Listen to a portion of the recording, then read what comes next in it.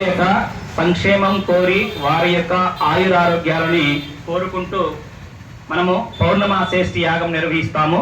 అలాగే అమావాస్యేష్టి అనేది, అమావాస్య అంటే అర్థము అనంత బలమైనటువంటి రోజు. మరి ఈ రోజున దేని కొరకు నిర్వహిస్తామంటే తల్లిదండ్రుల యొక్క క్షేమం కొరకు.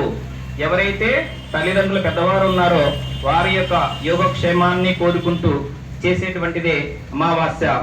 ఈ విధంగా మనము తల్లిదండ్రుల క్షేమం కోరి ఈ రోజు నిర్వహిస్తున్నటువంటి ఈ అమావాస్యేష్టి యాగాన్ని ఇక్కడ నిర్వహించడం జరుగుతుంది.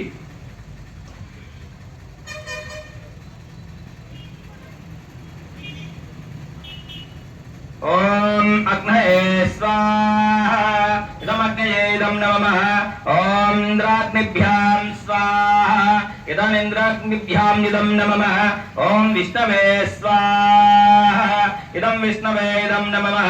ఓం భోరగ్నయే స్వాహా, ఇదమగ్నయే ఇదం నమః. ఓం భవరవాజవే స్వాహా, ఇదం వాజవే ఇదం నమః.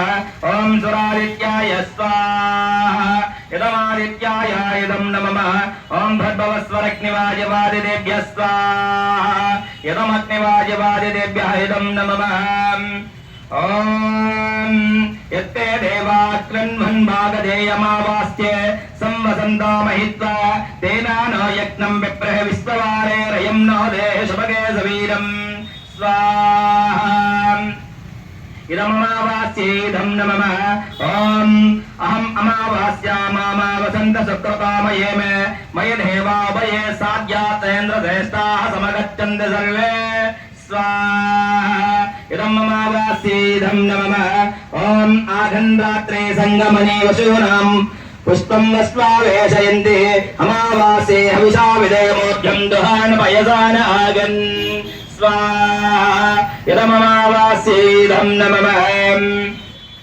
ఓం అమావాస్యేన త్వహేతాన్యన్యా విశ్వారూపాని పరిపూర్జజాన యత్కామాస్తే జుహమస్తన్నో అస్తు వయం శామపతయోరయీనాం స్వాహా. ఇదం అమావాస్యేదం నమః. ఓం